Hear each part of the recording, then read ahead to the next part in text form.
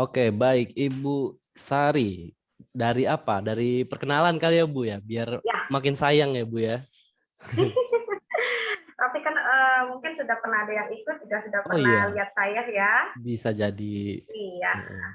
baiklah. Assalamualaikum warahmatullahi wabarakatuh. Waalaikumsalam warahmatullahi wabarakatuh. Selamat malam adik-adik. Berjumpa lagi bersama saya Ibu Sari Oktarina Piko SKM MKes. Malam ini saya akan memberikan tentang asuhan keperawatan keluarga dengan masalah diabetes mellitus. Izinkan pertama saya akan memperkenalkan diri dulu secara lengkap, Mas. Boleh. Silakan. Nah, ini dia biodatanya. Ya, inilah saya ya. Waduh, fresh ya. Ya, ya nama saya adalah seperti saya kasih tahu tadi, Sari Oktarina Piko SKM MKes, biasa dipanggil dengan Ibu Sari. Lahir di Palembang 24 Oktober tahun 86. Sudah menikah, agama Islam dan beralamat di Palembang. Pendidikan formal saya dari D3 Keperawatan dari Akademi Perawat Caritas Palembang, S1 Kesmas Universitas Kader Bangsa Palembang, S2 Ilmu Biomedik Universitas Sriwijaya Palembang. Kemudian saya pernah bekerja setelah tamat langsung di Rumah Sakit Roman Katolik Caritas tahun 2007 sampai 2008. Hanya 1 tahun, kemudian saya melanjutkan S1. S1, kemudian saya memasukkan lamaran kembali di Rumah Sakit Pusri Palembang tahun 2009 sampai 2017. Jadi 9 tahun. Kemudian saya resign karena melahirkan anak kedua. Tapi sebelum saya resign juga saya sudah setelah tamat ilmu biomedik, saya sudah mulai mengajar di Akper Pembina Palembang tahun 2015 dan sampai sekarang. Jadi ketika resign memang saya udah mengabdi juga di pendidikan. Jadi hanya ambil 1 job, tidak 2 job lagi. Wow. Tuh Ya nggak teman-teman. mampu ya. Nah, ini biodata, maksudnya sepak terjang Ibu Sari ini bukan kaleng-kaleng ya teman-teman. Dosen-dosen MCU itu luar biasa Amin, sekali. amin. Ya lamanya di pelaksanaan, jadi pelaksana. Hmm. Tapi walaupun di rumah sakit saya juga masih kuliah ya. Wow. Motivasi lah buat sama adik-adik yang lain. Jadi dari Betul. D3 kuliah, sambil nikah juga kuliah, sambil tamat masih kerja juga di rumah sakit, mengajar juga. Semoga semangatnya tertular ya Bu ke teman-teman. Semangat, harus semangat ya. Oke, kita Ya, lanjut. Udah ya udah kita udah kenal masuk kan? aja Mas. Ya, Oke. Silakan teman-teman disimak. Ibu Sari, ya. silakan. Ya, ini saya akan pertama memperkenalkan dulu bagaimana sih proses metabolisme di dalam tubuh kita. Ya, glukosa itu bisa menghasilkan energi untuk kita yang normal dan pada pasien yang diabetes. Ya, kita lihat terlebih dahulu untuk gambar pertama. Ini adalah proses normal di mana ketika kita melakukan aktivitas ya, manusia itu akan membutuhkan energi. Nah, energi ini kita dapat dari makanan. Ya, dalam keadaan normal, makanan akan masuk ke dalam tubuh kita, kemudian di metabolisme di dalam saluran cerna. Ya, di dalam saluran cerna glukosa akan diserap oleh usus, ya, diedarkan ke seluruh tubuh melalui peredaran darah hingga mencapai sel. Nah, glukosa untuk mencapai sel itu membutuhkan insulin, ya. Ketika masuknya masuknya glukosa ke dalam darah itu membutuhkan insulin. Setelah masuk glukosa di dalam sel, metabolisme sel ini akan terjadi sehingga hasil akhirnya adalah energi dan tubuh kita menjadi bertenaga. Nah, untuk gambar kedua, untuk pasien diabetes, di sini masalah metabolisme glukosanya di dalam sel itu menjadi terganggu, sehingga tidak mampu menghasilkan energi, maka tubuh kita bisa menjadi lemas ya. Ini dikarenakan tadi, karena bisa jadi insulin di dalam tubuh kita jumlahnya berkurang, atau selnya sendiri resisten terhadap insulin, sehingga karena glukosa tadi tidak masuk ke dalam sel, menumpuklah di dalam darah yang disebut dengan hiperglikemia. Ya, lanjut, Bas.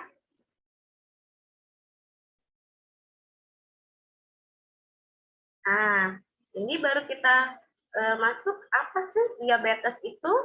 Diabetes adalah sekumpulan gangguan metabolik yang ditandai dengan peningkatan kadar gula darah ya atau hiperglikemia akibat kerusakan pada sekresi insulin, kerja insulin atau keduanya ya oleh Spitzer dan Bezer dan Bayer 2015.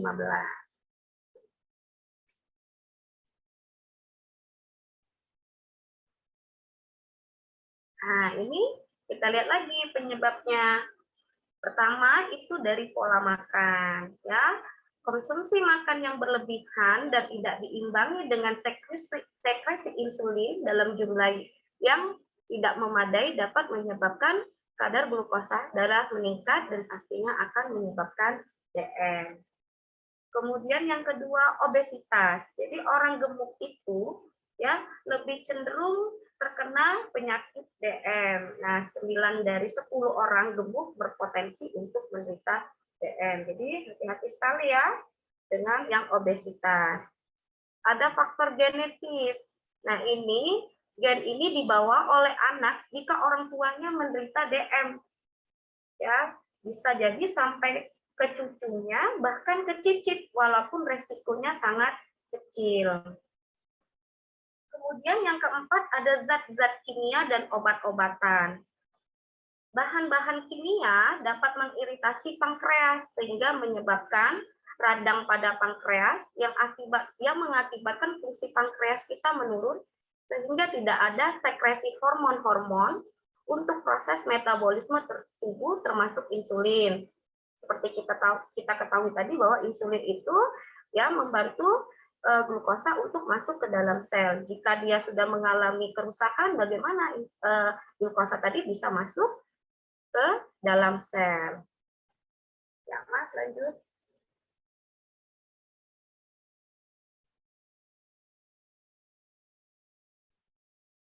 Yang kelima ada pola hidup. Nah, orang yang malas berolahraga memiliki resiko lebih tinggi untuk terkena penyakit DM karena olahraga berfungsi untuk membakar kalori yang berlebihan di dalam tubuh. Kalori yang timbul di dalam tubuh merupakan faktor utama penyebab DM selain disfungsi pankreas ya. Kemudian ini ada penyakit dan infeksi pada pankreas. Jadi memang sudah ada penyakit bisa disebabkan oleh infeksi mikroorganisme dan virus ya yang dapat menyebabkan radang pada pankreas yang menyebabkan fungsi pankreas menurun sehingga tidak dapat menghasilkan insulin ya memproduksi insulin tadi. Nah, ini biasanya terjadi pada penyakit kolesterol tinggi ya dan dislipidemia dapat meningkatkan resiko terkena DM. Yang terakhir adalah kehamilan diabetes gestasional. Nah, ini biasanya akan hilang ketika setelah melahirkan. Next, Mas.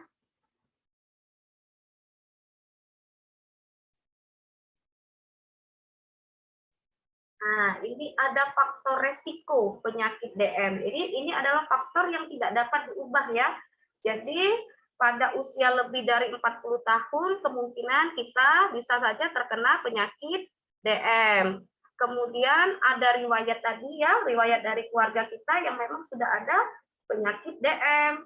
Kemudian lagi pada ibu yang hamil dengan ketika hamil terkena diabetes mellitus, kemudian pada anak dengan riwayat lahir berat badannya lebih dari 4 kilo. Next. Nah, ini ada klasifikasi diabetes mellitus. Pertama ada tipe diabetes 1 ya, sering kita sebut dengan insulin dependent diabetes mellitus atau IDDM ya. Ini tubuh benar-benar berhenti memproduksi insulin karena perusakan sel pankreas. Ya, jadi memang sel pankreasnya rusak ya, jadi dia tidak mampu memproduksi insulin. ya. Nah, ini biasanya terjadi pada orang dewasa muda atau anak-anak. Dan ini adalah penyakit merupakan bawaan yang tidak bisa dicegah ataupun disembuhkan, tetapi dapat kita kendalikan, ya. Yang kedua, tipe diabetes 2, yaitu sering kita sebut juga non-insulin dependent diabetes mellitus atau NIDDM, ya. Ini pankreasnya menghasilkan insulin dengan jumlah yang memadai, jadi tidak ada tetapi tidak cukup, ya, atau tubuh juga tidak mampu menggunakan insulin yang tersedia. Terjadi pada orang dewasa dan lebih sering terkena orang yang berat badannya berlebih atau obesitas. Ya, ini hati-hati terkena di tipe 2.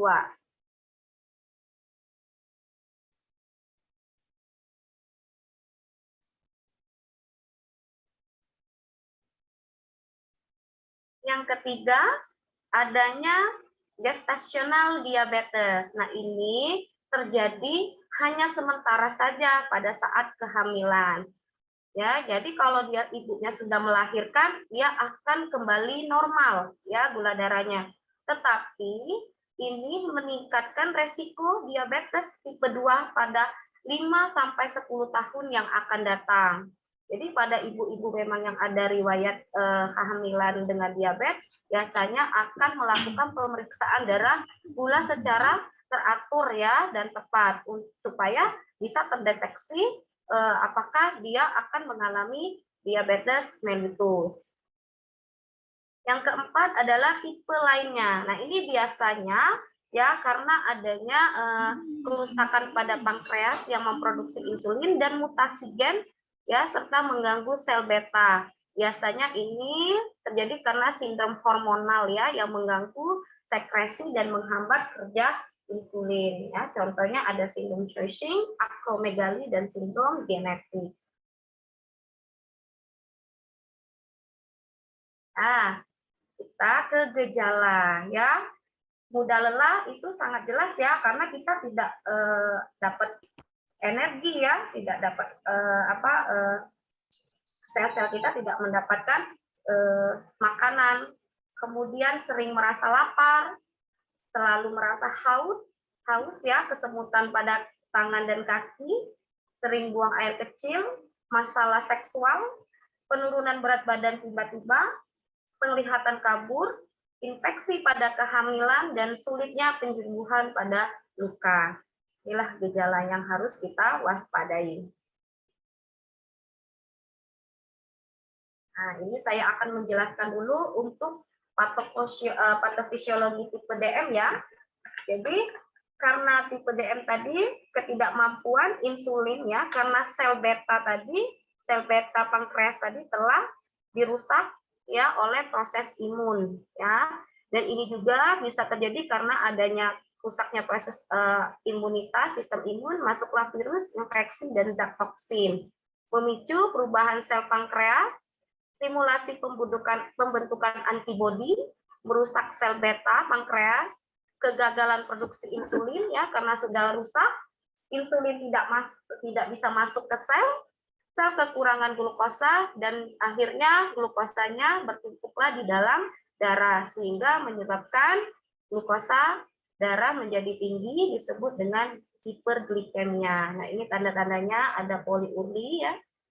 Kemudian polipagi dan polidipsi. Kalau poliuri ya karena dia sering BAK, jadi bisa kita tarik MK-nya defisit volume cairan. Next, Mas.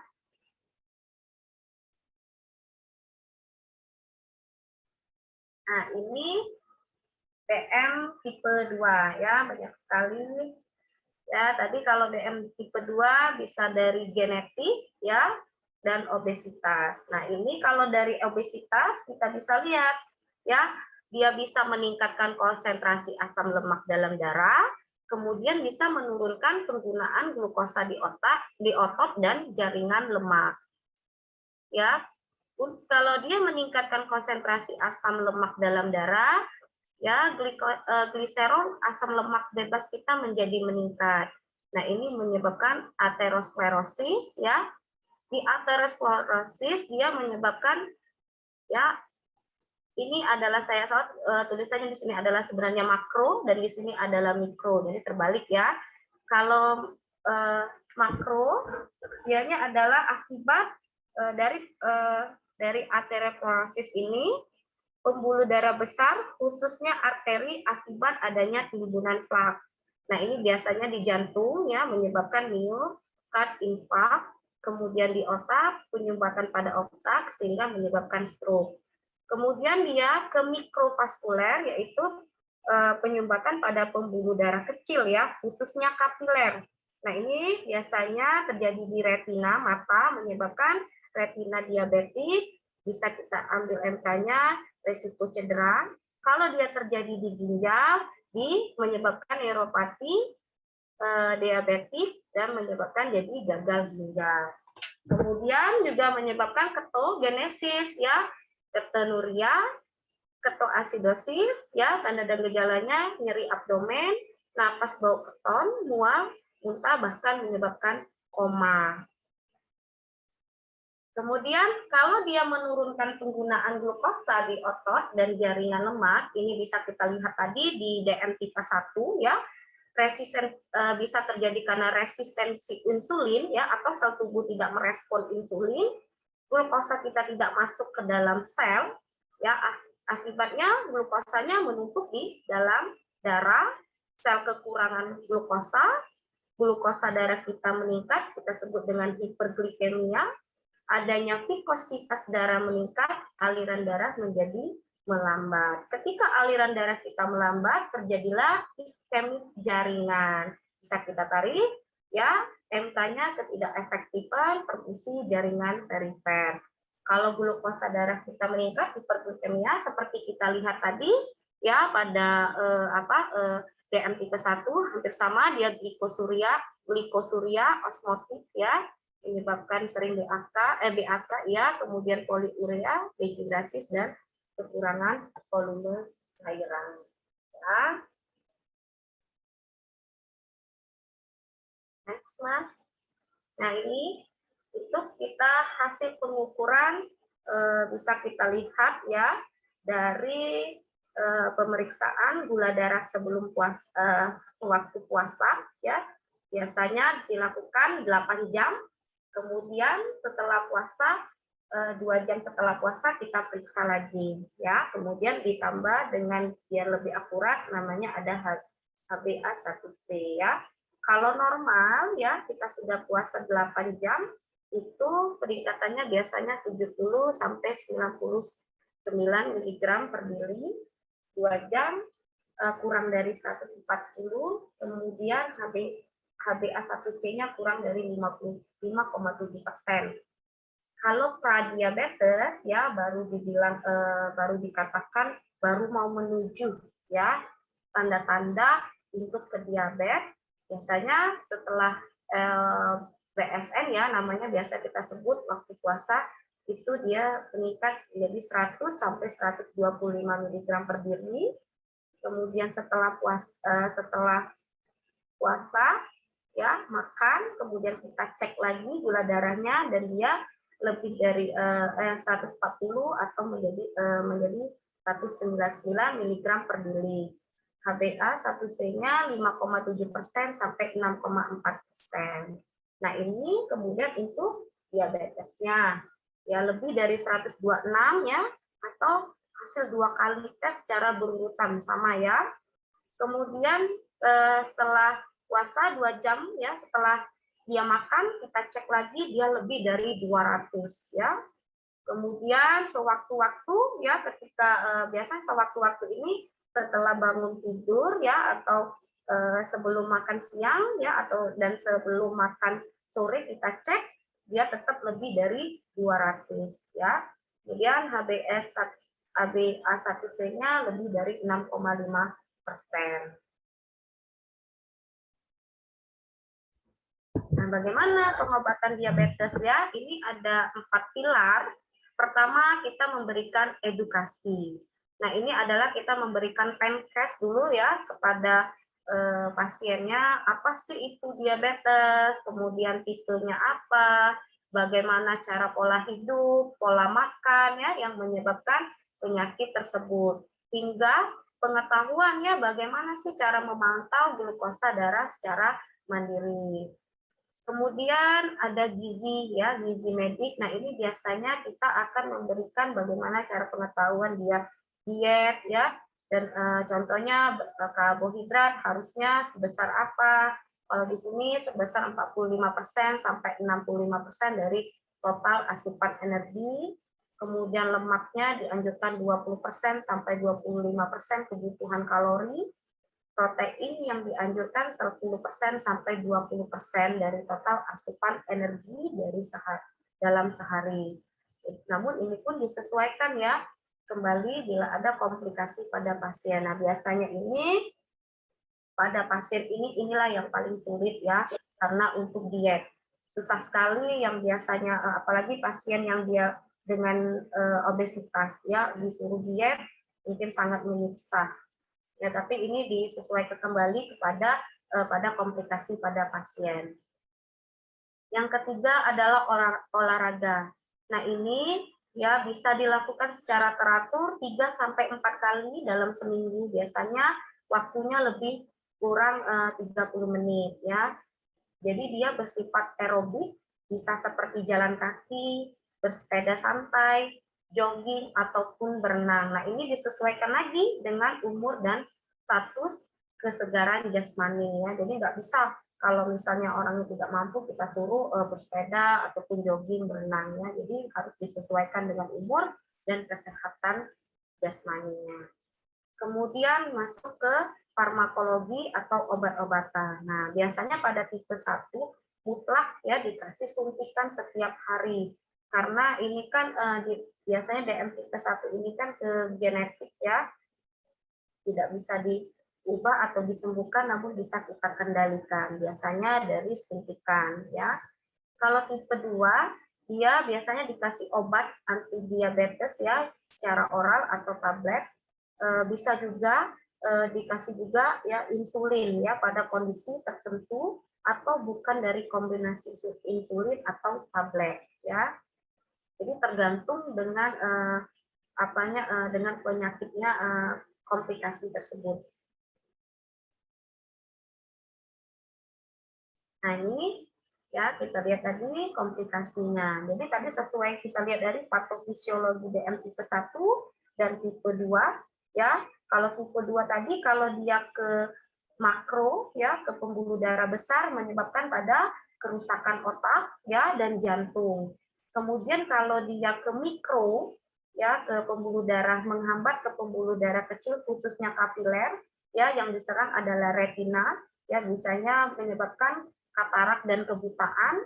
Kemudian dia kalau ke ginjal menjadi neuropati diabetik ya, menyebabkan kerusakan pada ginjal dan juga kerusakan pembuluh darah kaki yang kita lihat kadang bengkak-bengkak ya, atau odem ya kelihatan.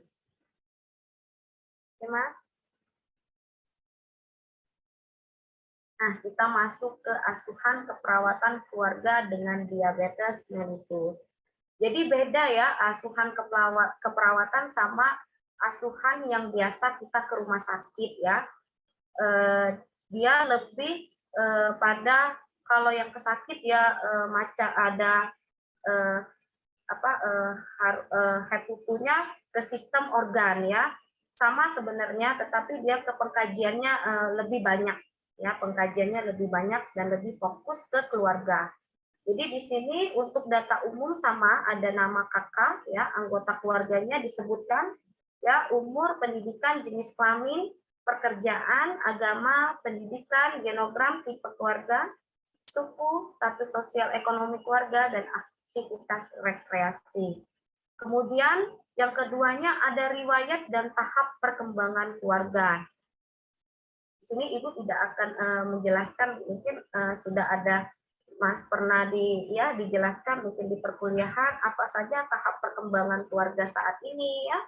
Tahap perkembangan keluarga yang belum terpenuhi, riwayat keluarga inti, riwayat keluarga sebelumnya. Jadi dijelaskan semua. Bahkan ke nomor 3 adalah lingkungan. Nah, di sini disebutkan karakteristik rumah, ya. Dari karakteristik rumah itu dari ventilasi, luas rumah, kemudian WC, di semua digambarkan. Karakteristik tetangga, komunitas RW, mobilisasi geografi keluarga, perkumpulan keluarga, dan interaksi dalam masyarakat, serta sistem pendukung keluarga. Yang keempat, ada struktur keluarga. Yang kelima, fungsi keluarga. Di sini ada fungsi afektif, fungsi sosialisasi, fungsi perawatan keluarga, fungsi reproduksi, dan fungsi ekonomi. Yang keenam, ada stres dan coping keluarga. Ya, ini adanya stres jangka panjang, stresor jangka pendek, kemampuan keluarga dalam berespon ya terhadap masalah, strategi coping yang digunakan, dan strategi adaptasi disfungsional. Ya, banyak kalau untuk pengkajian di keperawatan keluarga. Nah, ini baru kita masuk ke pemeriksaan fisik. Ya, Ibu hanya memfokuskan biasanya apa-apa saja yang terjadi di DM. Jadi tidak semuanya Ibu sebutkan ya, dari kalau ada berapa 12 sistem, jadi hanya Ibu pilih beberapa saja yang memang fokusnya untuk ke DM ya. Pertama ada status kesehatan. Nah, biasanya kita lihat dulu keadaan penderitanya ya. Kemudian kesadaran, suara bicara, ya, tinggi badan, berat badan, dan tanda-tanda vital. Nah, biasanya kalau penderita DM didapatkan berat badannya di atas normal atau obesitas. Kemudian di kepala dan leher, tetap kita kaji bentuk kepala, keadaan rambut, ya, ada pembesaran pada leher kah, kondisi mata, hidung, mulut, dan apakah ada kelainan pada pendengaran.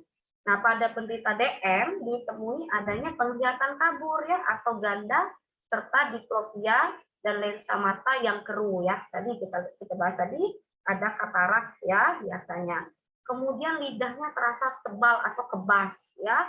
Kemudian ludah terasa kental, gigi mudah goyang, gusinya mudah bengkak dan berdarah. Kemudian kepada sistem intigumen kulit ya, ditemui biasanya turgor kulitnya menurun, kulitnya menjadi kering dan gatal. Jika ada luka, maka warna sekitar lukanya akan memerah dan menjadi warna kehitaman. Jika sudah kering ya, pada luka yang susah kering akan menjadi gangren. Ke sistem pernapasan tadi ya, seperti kita tahu tadi dia karena ada infeksi oleh virus atau bakteri, biasanya bisa juga mudah terjadi infeksi pada sistem pernapasan. Kelima, sistem kardiovaskuler ya, karena dia tadi kita sudah tahu menyerang ke makrovaskuler ya, ke jantung, biasanya menyebabkan perfusi jaringan menurun, ya, nadi perifer lemah atau berkurang, bisa tachikardi atau bradikardi, bisa hipertensi atau hipotensi, kemudian aritmia dan kardiomegali.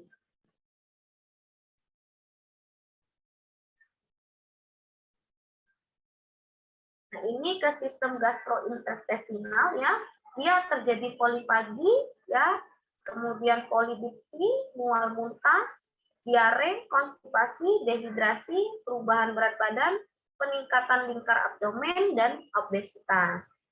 Perkemihan biasanya terjadi poliuria, sering BAK, ada juga yang retensio urin, inkontensinya urin, rasa panas dan sakit saat berkemih. Biasanya adanya infeksi saluran kemih. Sistem ke muskuloskeletal biasanya karena gemuk tadi ya ada penyebaran lemak ya, penyebaran massa otot, perubahan tinggi badan, cepat lelah, lemah dan nyeri, adanya gangren di ekstremitas. Kesembilan di saraf ya, terjadi penurunan sensoris, bisa jadi parastesia, anestesia, letargi, mengantuk, refleks lambat, kacau mental, disorientasi dan rasa kesemutan pada tangan atau kaki. Ya, sebelum kita menentukan diagnosa ya pada keperawatan keluarga, ini harus mengacu pada tripologi diagnosa keperawatan keluarga ya. Pertama, kita harus tahu dulu diagnosa keperawatan keluarga yang aktual atau terjadi defisit atau gangguan kesehatan. Yang kedua, diagnosa keperawatan keluarga resiko ya atau menjadi ancaman dirumuskan apabila sudah ada data menunjang namun belum terjadi gangguan. Yang ketiga, diagnosa keperawatan keluarga sejahtera atau potensial merupakan suatu diagnosa di mana keluarga dalam kondisi sejahtera sehingga kesehatan keluarga dalam keadaan sejahtera ya keluarga sehingga kesehatannya perlu kita tingkatkan. Jadi harus mengacu ke tripologi ya. Nah ini ya untuk menentukan prioritas ya skala prioritas diagnosa keperawatan kita harus menentukan dulu skala prioritasnya. Nah ini ya ada 4 ya dilihat dari sifat masalah. Nah ini ada sifat masalah ini skalanya ada aktual, resiko ataupun potensial. Nah ini ada skor 321 ya bobotnya 1 dinilai ya skornya seandainya diagnosa yang pertama itu dia skornya 3 aktual. Jadi 3 dikali 1 ya skor tertingginya berapa? Misalnya 3 nih skor tertinggi. Jadi silakan dijumlah. Yang kedua juga begitu, kemungkinan masalah yang dapat diubah apakah masalah yang kita dapat tadi ya sudah menentukan diagnosa tadi apakah mudah diubah sebagian atau tidak dapat ya. Skor bobotnya 2 ya. Seandainya kita bilang ya bisa dirubah ya sebagian jadi 1 kali 2 skor tertingginya 2 ya 1 kali 2 dibagi 2 dijumlah ya. Yang ketiga begitu ya sama potensial masalah untuk dicegah skalanya kita tentukan dari tinggi, cukup dan rendah ya. 3 juga jumlah tertingginya. Yang keempat menonjol skala masalahnya ataukah harus segera, tidak perlu segera atau hanya tidak dirasakan. Jadi penyakitnya itu ya atau ada yang tidak dirasakannya. Jadi kalau Ibu ambil skornya 0 dikali 1 tertingginya 2 ya 1 kali 0 dibagi 2 ya dijumlah. Seperti itu untuk menentukan skala prioritas.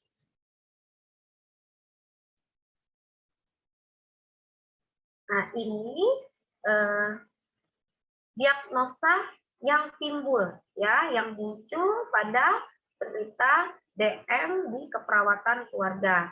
Nah ini Ibu contoh saja ya. Ibu ambil resiko ketidakstabilan kadar gula darah berhubungan dengan ketidakmampuan keluarga dalam merawat anggota keluarga yang sakit.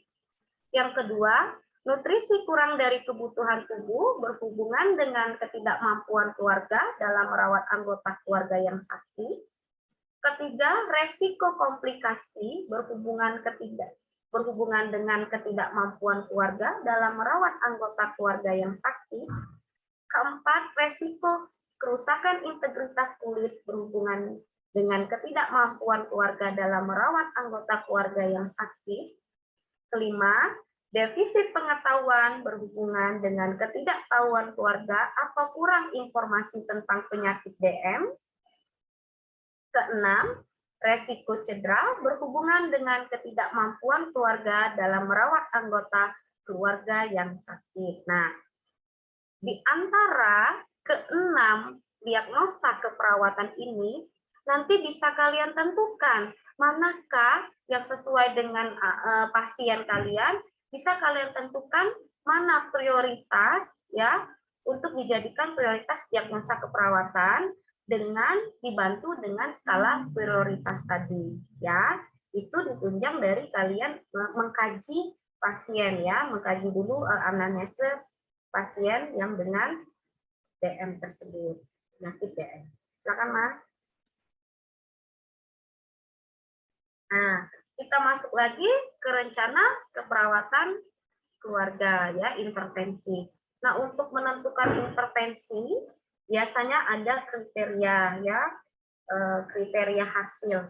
Nah, beda sama dengan pengkajian kita yang biasa kita pakai kan biasanya tidak kriterianya paling misalnya Ibu contohkan bersihan jalan nafas tidak efektif berhubungan dengan apa ya, kriteria hasilnya misalnya nafas frekuensi nafas 20 kali per menit normal ya.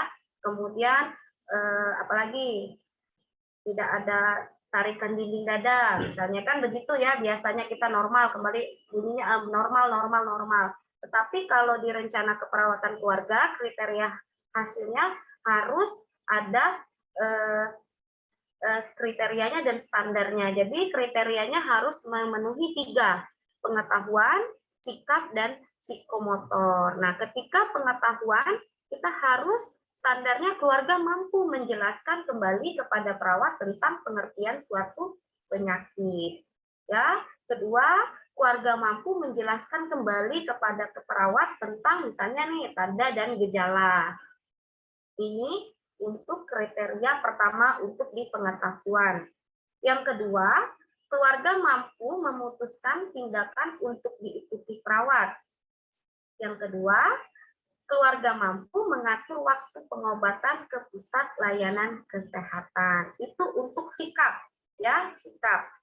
Kemudian ada psikomotor atau tindakan. Jadi standarnya keluarga menghidangkan makanan sesuai kebutuhan pasien, ya, atau keluarga sudah mulai melakukan pengobatan ke pusat layanan. Jadi ada tindakan ya, tadi pengetahuan kita memberikan Penkes tentang pengetahuan, bisa jadi dari pengertian, kemudian tanda dan gejala, kemudian sebagainya ya, kemudian sikap. Jadi bagaimana sikap keluarga untuk memutuskan tindakan keluarga mereka yang ada penyakit DM, dan tindakannya adalah bagaimana cara mereka melakukan pengobatan pada keluarga yang menderita DM.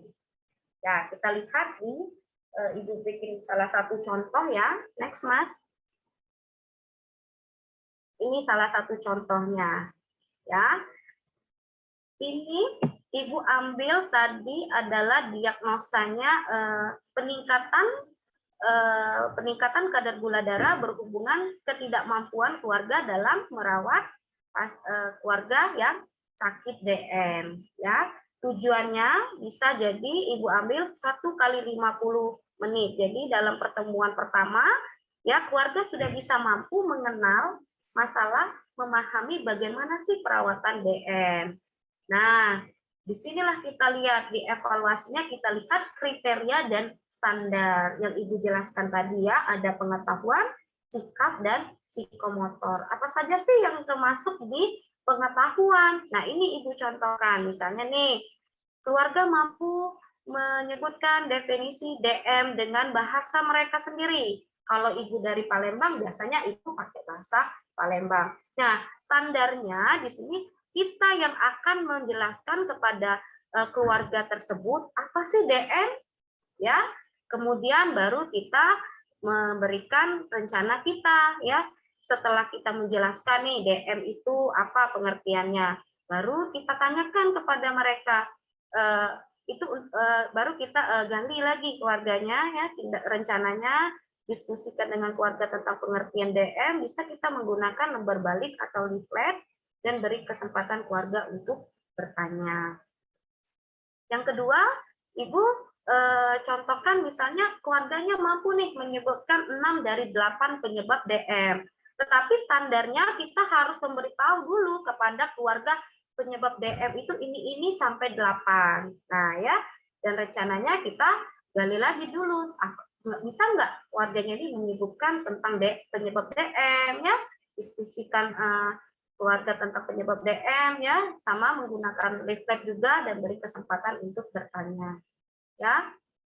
Sudah dari penyebab, tanda dan gejala juga, kemudian bagaimana sih pencegahannya. Nah, inilah yang contoh dari pengetahuan ya, untuk kita bisa menentukan untuk kriteria ya rencana keperawatan keluarga. Next, Mas. Nah, ini masuklah untuk ke sikap dan psikomotor ya. Kalau di sikap tadi kan, jadi kita bisa nggak, keluarganya ini mampu nggak mengambil keputusan ya dalam merawat anggota keluarga dengan DM ya. Standarnya kita harus memberikan keputusan ya. Jadi kita memberikan ini loh apa saja yang harus dilakukan oleh keluarga tentang keluarganya yang terkena masalah DM. Kemudian juga mampu nggak keluarganya merawat anggota dengan DM dan mendemonstrasikan bagaimana cara mengatasi DM. Nah, standarnya kita tadi kan sudah memberitahu ya apa saja tadi penyebab, pengertian, kemudian cara mengatasi DM. Nah, ini mampu nggak dia menjelaskan ya atau mendemonstrasikan bagaimana cara mengatasi masalah DM. Kemudian kita masuk ke psikomotor ya atau ke tindakan. Nah, ini apakah keluarga ini mampu memanfaatkan fasilitas kesehatan yang ada dalam keluarga ya dalam melakukan perawatan keluarga dengan masalah DM ya. Jadi kita nih menjelaskan yaitu apa saja ya yang harus dilakukan keluarga untuk memanfaatkan fasilitas ya, dan itu pun sudah kita buat rencananya apa-apa saja. Seperti itu, Mas. Oke, Ya, terima kasih. sekian, terima kasih. Panjang. Teman-teman kalau ada yang mau nanya, disimpan dulu ya pertanyaannya ya. Kita masuk ke soal kali ya Bu ya. Ini Ya. terpisah ya Bu ya? Iya, terpisah. Nah, sebentar ya, saya cari dulu nih.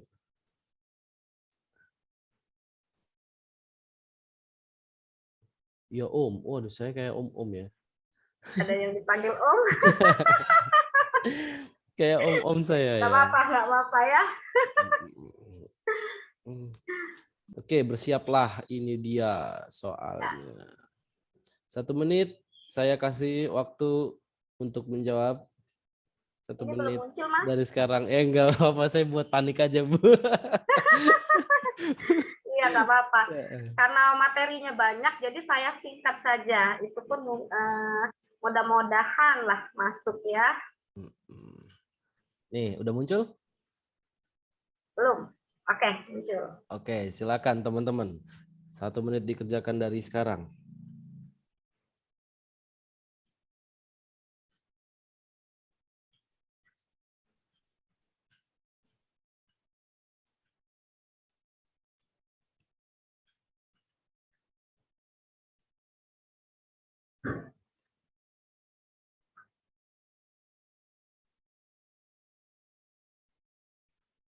Oh ya, kolom chat saya ini ya, saya nonaktifkan dulu ya, biar nggak contek-contekan.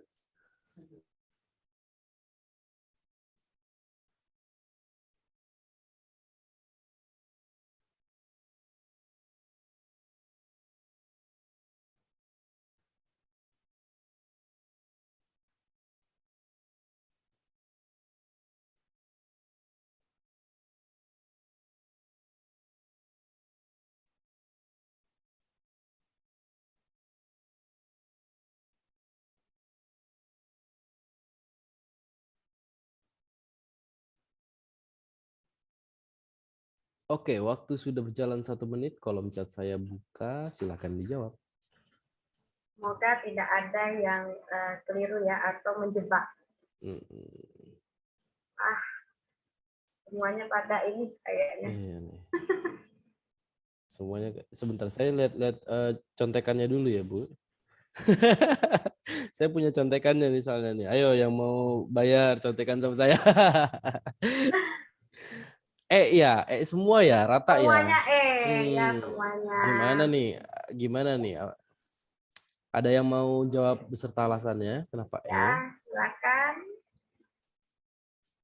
Silakan.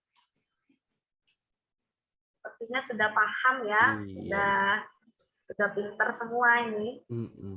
Mari Bu Sari kita bahas Bu.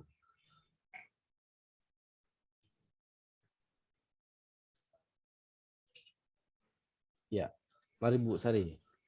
Oke, silakan ke pembahasannya, Mas. Slide selanjutnya. Oke. Ya, jadi kita harus ini dulu ya. Tadi kita lihat soalnya berdasarkan kasus di atas apa tindakan perawatan yang tepat. Jadi kita ke tindakan keperawatan. Jadi kita sebelum menjawab kita harus melihat dulu kata kunci apa saja yang bisa membantu kita untuk menjawab pertanyaan dari kasus tersebut ya. Jadi di sini Ibu dapatkan kata kunci pertama ada ulkus, diabetikum, yang kedua bingung merawat luka, dan yang ketiga tidak mendapatkan informasi terkait cara perawatan luka. Ya, jadi jawabannya adalah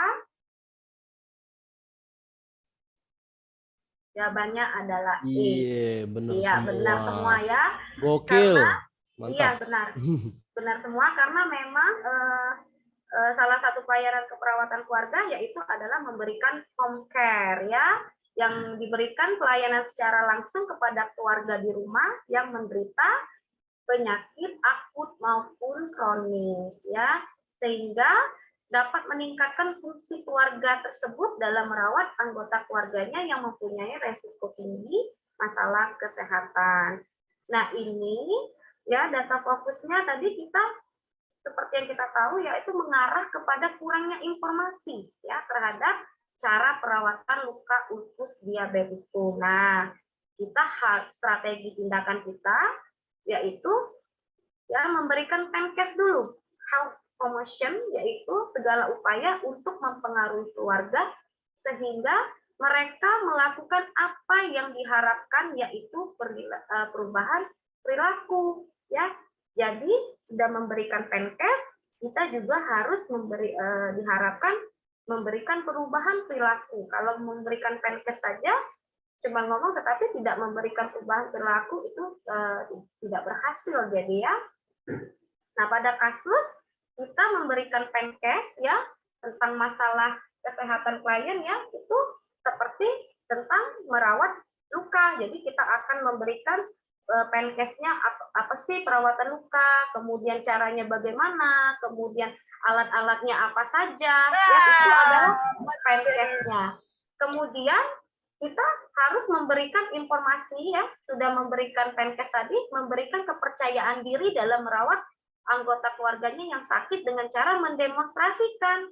Sudah memberikan penkes, kita juga harus mendemonstrasikan juga kepada keluarganya. Itu yang diharapkan yaitu sebagai perubahan perilaku. Jadi kalau hanya memberikan penkes saja dan namun tidak memberikan perubahan perilaku kan itu percuma. Jadi jawabannya adalah E, yaitu memberikan penkes dan mendemonstrasikan cara perawatan luka DM agar keluarga tersebut bisa merawat ibunya yang terkena penyakit DM dengan ulkus diabetikum.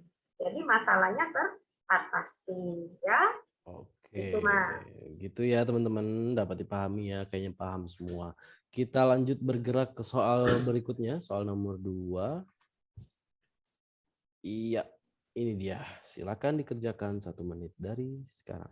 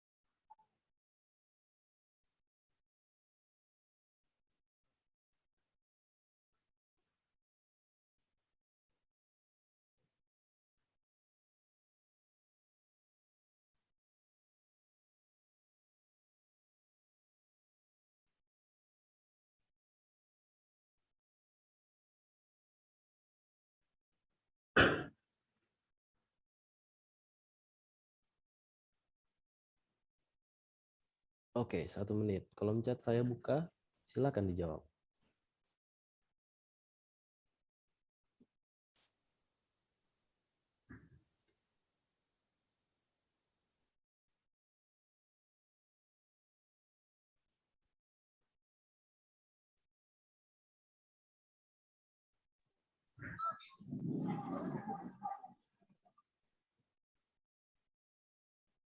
Oke, B berjamaah nih. Ketidakmampuan keluarga mengenal masalah keperawatan. Teman-teman ada yang mau open mic menjelaskan kenapa B jawabannya? Ya. Ya. Atau di kolom chat? Silakan diketik.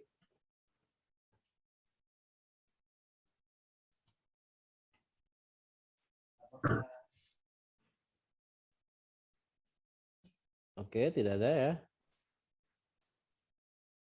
Gimana Bu Sari? Kita bahas kah?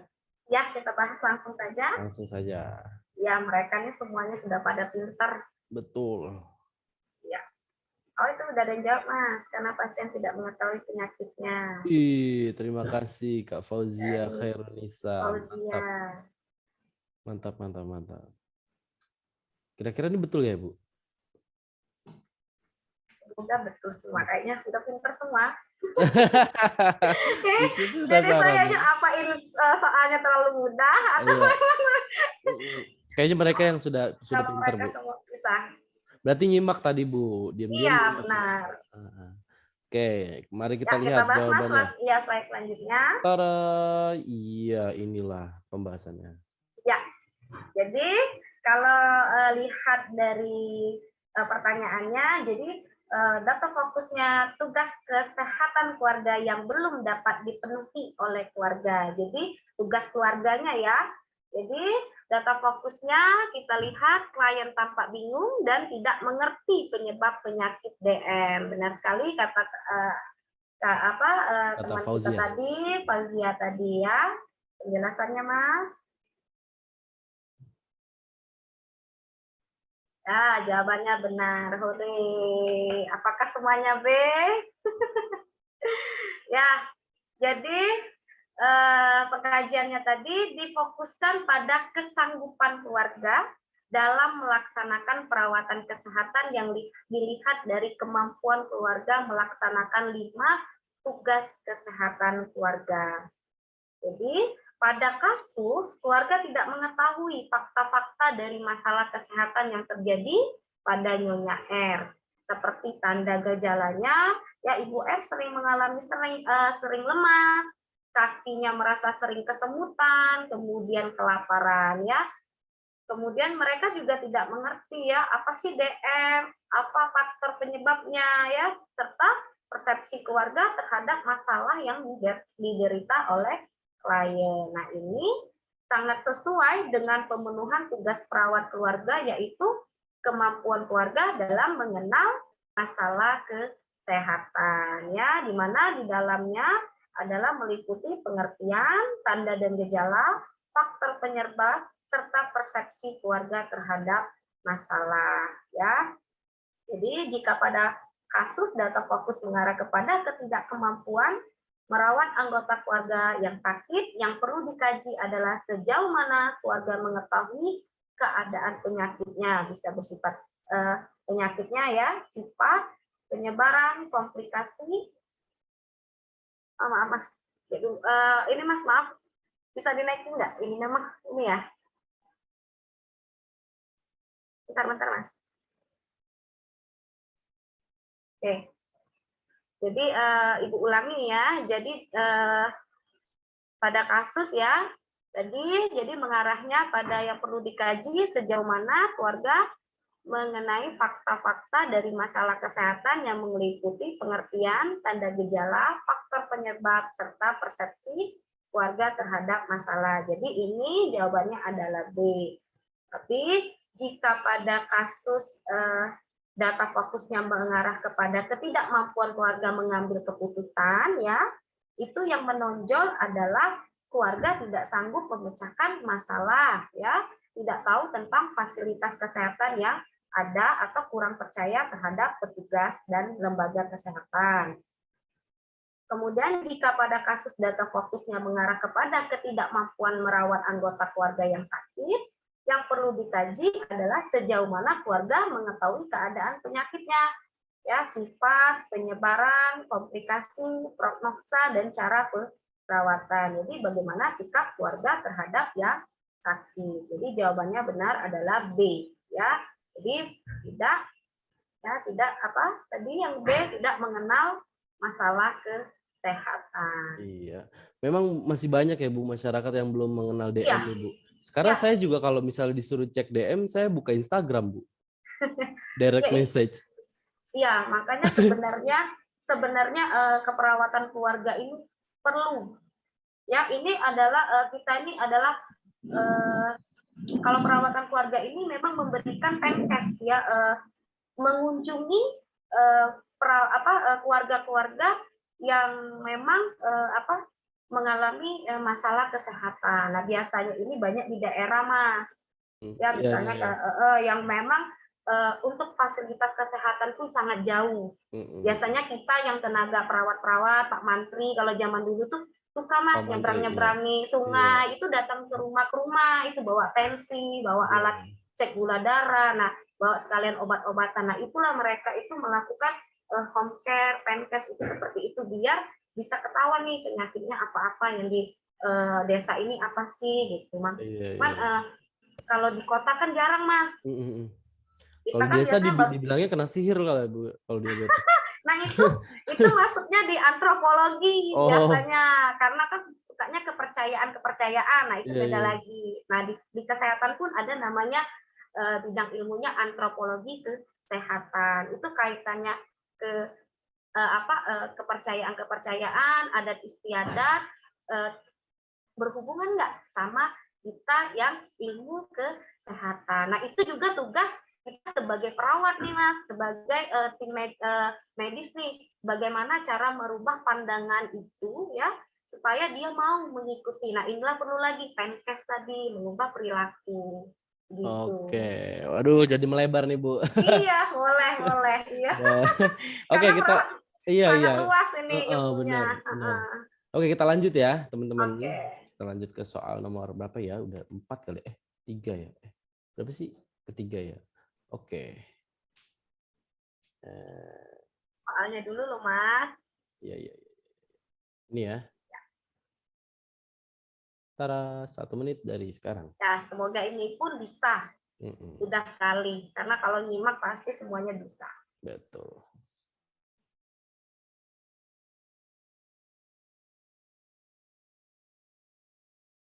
Sebenarnya yang panjang ini adalah jawaban. Karena kalau yang untuk penyakit kan biasanya juga ilmiah ya, Mas. Kalau ini kan biasanya berdasarkan ada pikiran-pikiran kita juga. Jadi cepat nyambungnya. Tapi kalau ke penyakit biasanya harus nyambung ini dulu, tanda-tanda gejala ini dulu. Tapi kalau kita biasanya ke komunitas, ke perawatan keluarga, biasanya kehidupan sehari-hari pun bisa kita sambungkan dengan jawaban-jawaban. Jadi sangat tidak terlalu sulit lah. Ya, makanya kata Mas tadi sihir-sihir, biasa berubah ke dukun. Kadang yang melahirkan ke mana? Ke dukun beranak kan. Nah, itu kalau di antropologi itu luas sekali, Mas. Dan dukun beranak pun bisa diberikan pendidikan. Ya, Jadi, ada peraturannya juga. Ya, jadi diberikan dukun-dukunnya pelatihan. dukun-dukunnya bersertifikat lah ya Bu nanti Bu. Diberikan pelatihan. Oh. Jadi bisa juga kita jadiin istilahnya pembantu bidan, pembantu perawat gitu. Oh iya, Jadi iya, iya. memang jadi kita tidak boleh membuang adat istiadat itu, nanti kita jadi yang diusir ya di Iya, iya, kampung itu. benar-benar harus ini Ya, enggak kearifan boleh. lokal juga ya, menghargai Iya, iya. leluhur ya Bu. Jadi kita tidak boleh langsung apa itu enggak boleh. Ini Salah, salah, itu salah. salah ya. Enggak boleh. Tidak Nah, modern justru nih gitu kita ya. yang diusir nanti. Iya, iya. Nah, itu. By the way udah 1 menit 50 detik. Iya. Oke, silakan dijawab Apa nih teman-teman. jawabannya? Semua. Gak ada yang berani beda. Apakah semuanya sudah dapat bocoran? Saya nggak ngasih tahu loh Bu. Saya nggak ngasih tahu loh Bu. Pinter semua. Kalau begitu saya bikinnya yang susah-susah lain kali. Iya dong Bu. Jangan salah loh Bu. Di sini pinter-pinter loh Bu. Iya, pinter-pinter semua. Karena mungkin karena sering ikut ya. Betul, sering diasah kan sama Ya, sama Kima. Udah terpapar sama soal-soal. ya sudah terbiasa. Mm-mm. Baik, langsung aja nih ya Bu ya. Ya, Kalau sudah terlihatnya kayak bener ya. Nih, ya kita lihat lagi fokusnya ya untuk soal ketiga tugas kesehatan kata kuncinya ada nih Mas jawab dari Kak ya Siti Siti. Khadijah Karena termasuk kata di dalam kunci. komponen membuat modifikasi lingkungan. Ya, benar sekali. Oh, ada Dan yang resen nih, Kak karena di Muhammad. situ oh ya, Oh, boleh, boleh, boleh. Silakan, open mic. oh mau menjelaskan. Iya nih kayaknya. Mau berbagi. Muhammad Solahuddin. Silakan Kak. Ya, silakan. Di open, mic-nya di open. Halo, Kak Muhammad. Luwak white coffee. Nggak bikin kembung. Halo. Siap, Oke, Bu. siap. Silakan, Kak. Nah, silakan Mas.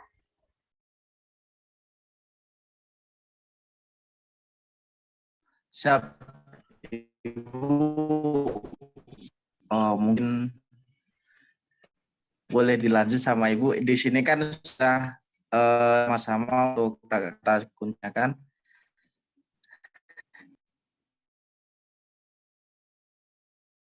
Halo Mas. Baik, kita kayaknya terputus nih Bu sama Kak Muhammad Solahuddin nih kayaknya susah sinyal nih. Sinyal Iya right. Kak. Mohon maaf ya Kak, tapi tidak mengurangi rasa hormat kami karena terima kasih sudah ingin meraise hand. Ya.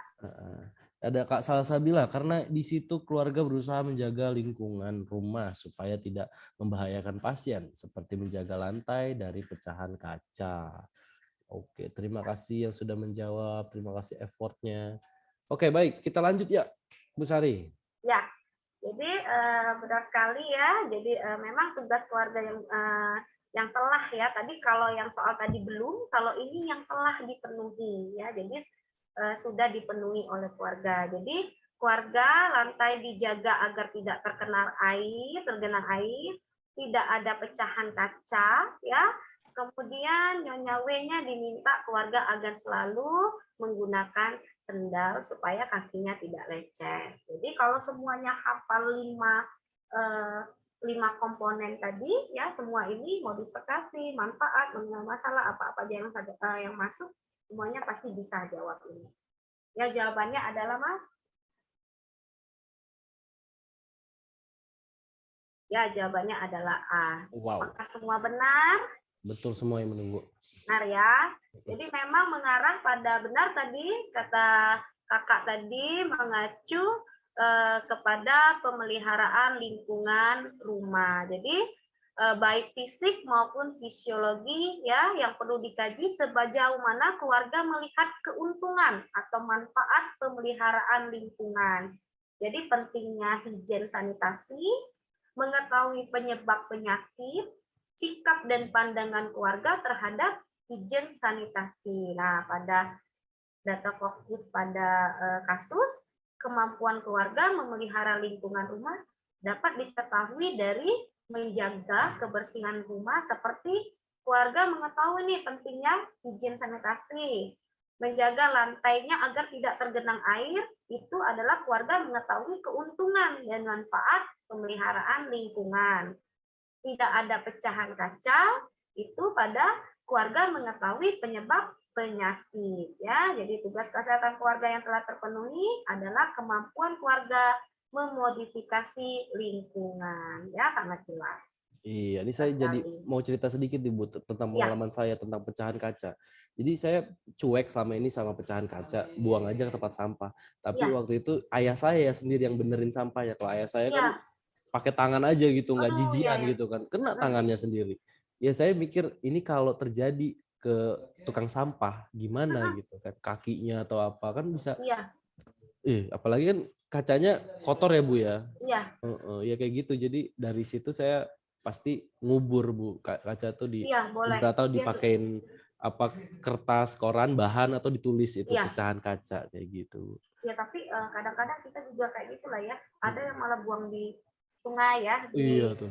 ya itu. Nah, itu ketika air kita buntu atau tidak bisa jalan kan otomatis itu kan biasanya kita bersihin ada yang turun. Nah itu yang takutnya juga seperti itu. Ya bagusnya memang bagusnya dikubur atau dipakai kantong asoy kah atau dipakai kain apa itu terkena luka pecahan kaca. Kesian sekali itu Mas. Iya. Ya Kasian itu jadi jadinya. pelajaran lah memang. Iya pelajaran Baca. betul. Oke, kita lanjut ke soal nomor 4, teman-teman. Ini dia, soal 4. 1 menit dari sekarang.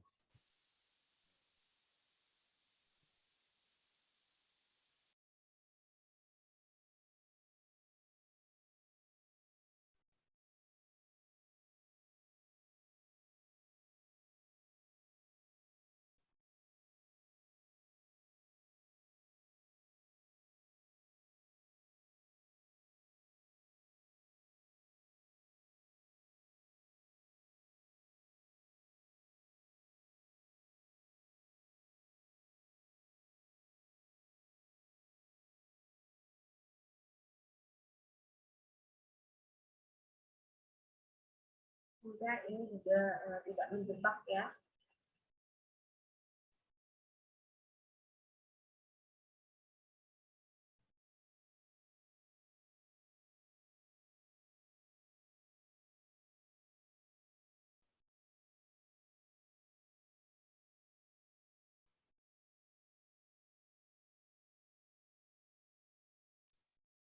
Oke, waktu 1 menit.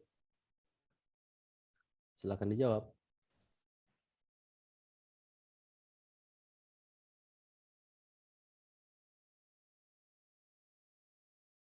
Oh ini variasi loh Mas. Ini kita baru lihat. Menarik. Ya ini baru. Makanya kata saya jangan terjebak. Oke, ini kayaknya kita perlu ada yang mau Boleh alasannya menjawab? nih. Ya. Kenapa yang C? Yang C dulu nih. Saya penasaran sama yang C. Menjelaskan alternatif tindakan yang dilakukan dalam merawat keluarga dengan DM. Oke, adakah yang mewakilkan jawaban C? Alasannya boleh di typing, boleh juga raise hand. Seperti Kak Muhammad tadi. Boleh yang raise hand. Boleh yang C? Kayaknya banyak nih yang C soalnya. Ya. Atau yang C mau berubah pikiran jadi A, boleh juga. Ini ada pengaruh nih, pengaruh. Iya dong. Ini pengaruh. Atau C yang A mau ke C boleh juga. Ya, ini mengecek. Memang soal ini sangat mengecek. C. Oke, Siti Khadijah lagi nih. Yang C karena tujuannya agar keluarga dapat menentukan pengobatan yang tepat untuk pasien. Terima kasih Kak Siti Khadijah. Kita keep dulu ya jawabannya ya. Jangan besar kepala dulu. Ya, yang A coba. Yang A. Boleh yang A dari dulu. Ya cek saja. Ada dua belah pihak nih Bu yang akan bertarung pada malam hari ini. Ayo silakan. Debat kusir dibuka. Ya. Ayo. Kenapa yang A? Menjelaskan tentang pengertian, penyebab, gejala, dan pencegahan penyakit DM. Kak Popi mungkin? Kayaknya malam ini adik-adik kita malu-malu ya Mas. Iya nih. Ayo. Saya anak baru masih malu-malu, tampang saya lucu kayak Scooby-Doo, maluku malu, maluku malu. Yang A ini yang A nih. Oh ini ada nih apa? Karena kalau menurut dari masih Kak Siti nih kan. Karena kalau yang menurut saya itu masuk ke dalam tahap mengenal masalah kesehatan Ibu. Yang A maksudnya Ibu. Oh. Yang A maksudnya Ibu. Oh iya. Jadi ini Kak Siti jawabnya yang C. Jawab C. Oh iya jawabnya C. Dia mewakili yang A kali. Enggak, dia jawabnya C. Dia menjelaskan untuk yang A. Kenapa gitu. A itu tidak dia jawab. Iya. Baiklah Kak Siti. Keren. Oke, yang A sepertinya udah dijelaskan oleh Kak Siti tadi. Betul. Atau lempar batu sembunyi tangan nih. Silakan Ibu Sari. pisahkan kedua belah pihak ini dari pertengkaran dingin. Ya. Ayo Mas, kita lihat fokusnya dulu, data fokus.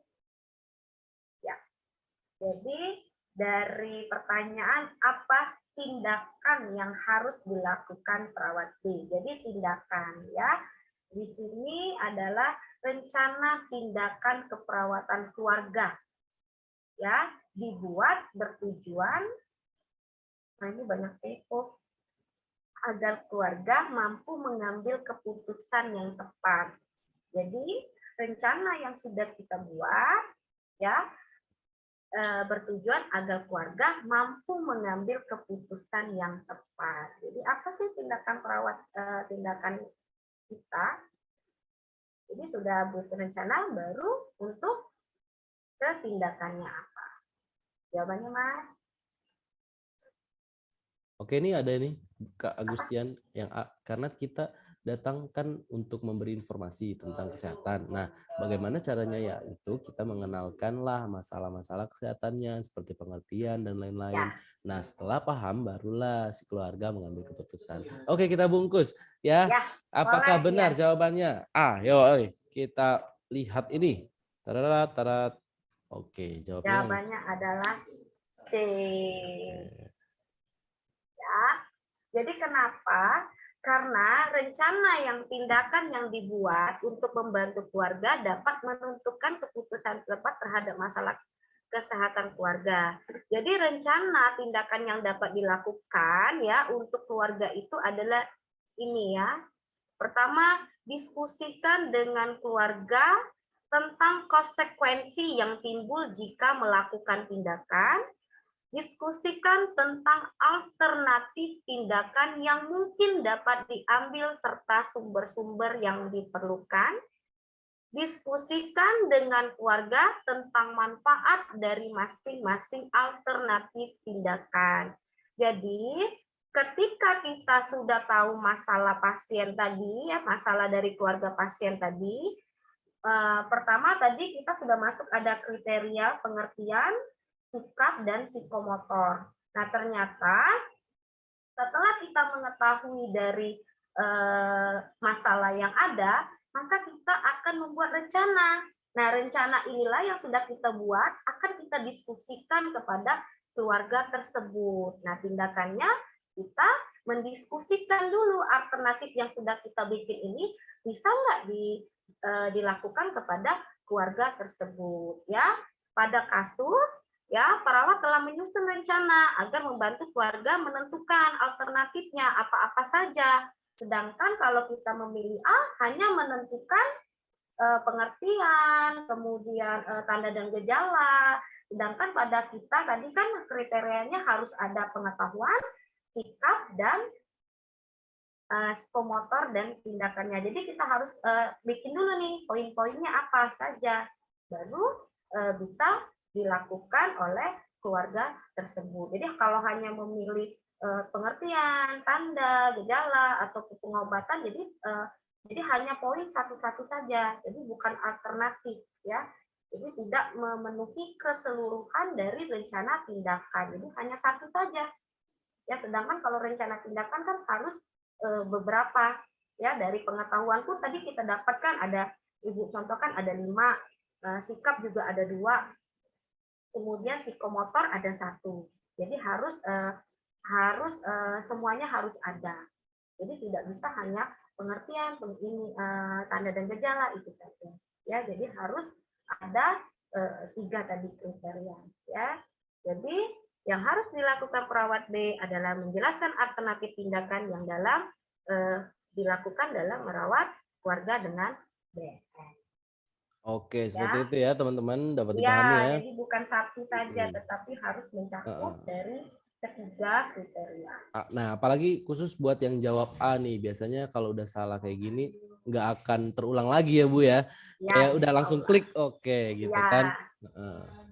Oke, kita lanjut ya ke soal terakhir. Ya, 1 menit dari sekarang. Kalau ini ya baru masuk ke penyakit. Oh, enggak apa-apa, Kak Popi.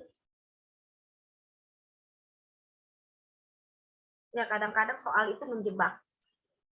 Nah, makanya kata saya tadi kadang-kadang ada soal cuman dua garis itu sangat menjebak. Simpel sekali kadang soal itu.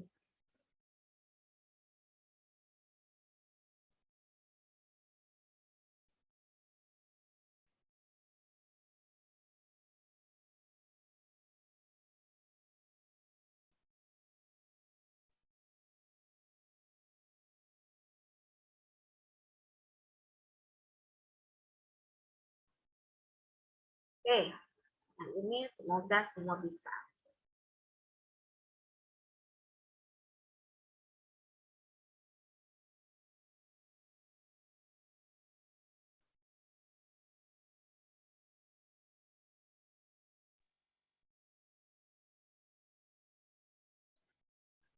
Oke, 1 menitnya sudah habis. Silakan dijawab.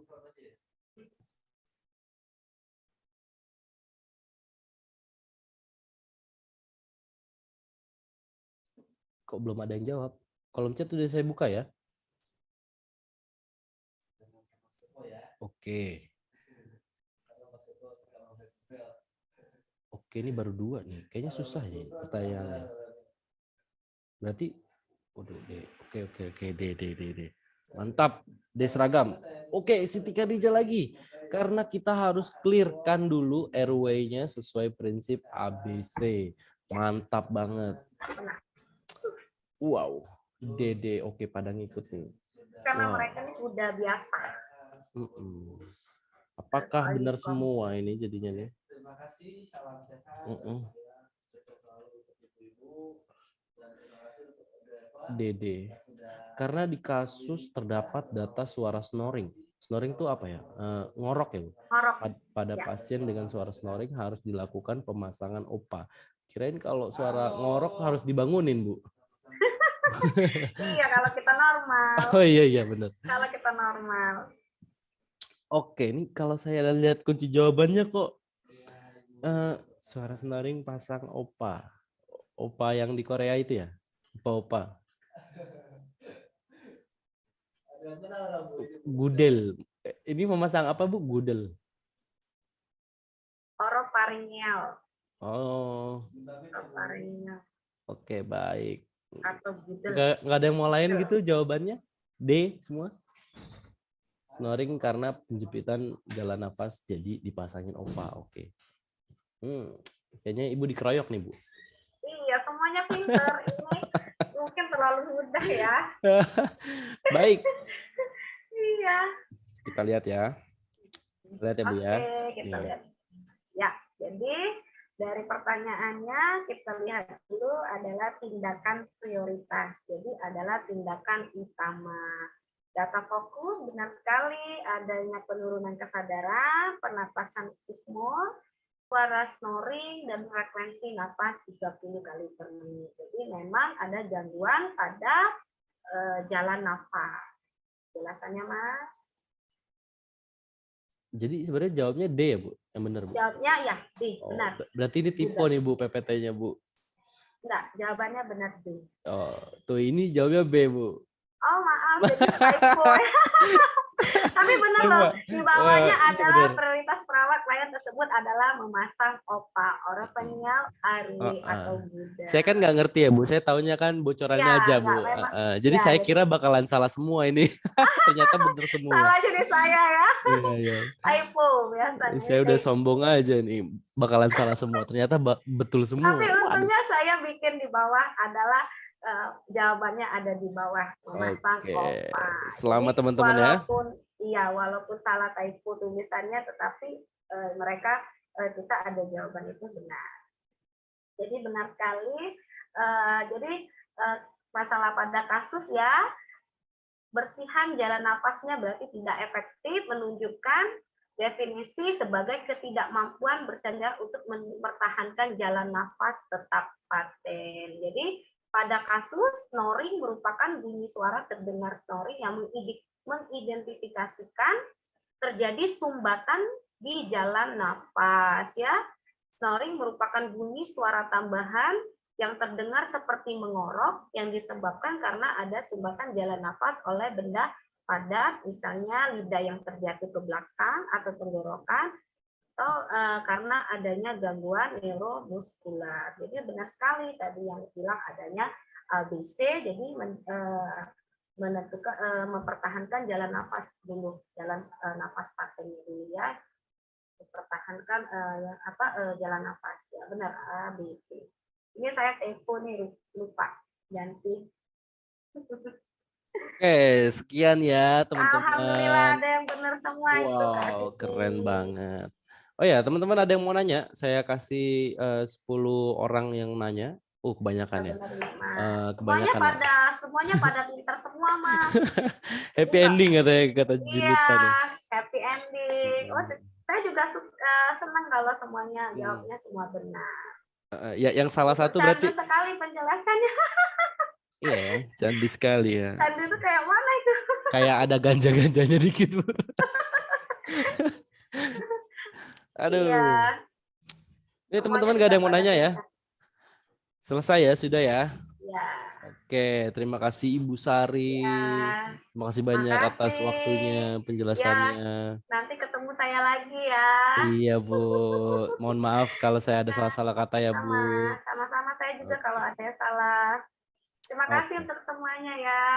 Oke, Semoga Ibu. kita bertemu kembali dengan bahasan yang lain lagi ya. Amin. Semoga bermanfaat untuk malam ini dan kita diberikan semua kesehatan. Amin. Ya. Makasih. Assalamualaikum. Oke, waalaikumsalam. Selamat Ya. beristirahat, Ibu Sari. Saya izin live Mas ya. Boleh, silakan Ya. Ibu. Terima kasih semua. Yuk. Teman-teman, ada link absen. Jangan lupa diisi ya. Ini dia link absennya. Tunggu ya. Tara. Request lagu Om. Lagu apa Kak Junita? Saya siapkan dulu ya YouTube-nya ya. Request lagu. Oke, saya dengerin deh. Kalau ada yang request saya dengerin dulu. Saya tungguin satu lagu deh. Mana ya? Hati-hati jalan. Judul lagunya Hati-hati di jalan. Bukan. Foto. Ayo foto. 1, 2, 3. Oke, saya doang yang nyalain cam. Izin live Kak. HP saya sudah drop. Ya. Jangan lupa absen ya, teman-teman. Oke.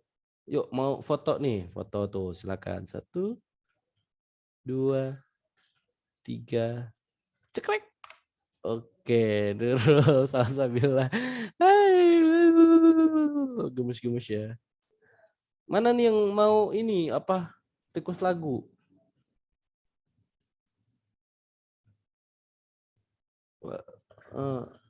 Lagu apa? Junita. Hati-hati di jalan Om lagunya. Oh Tulus. benar. Oh benar. Iya ada. Oh benar. Aduh ketinggalan banget. Jangan gitulah. Kurangin, Cu. Kurangin, Cu. Nih.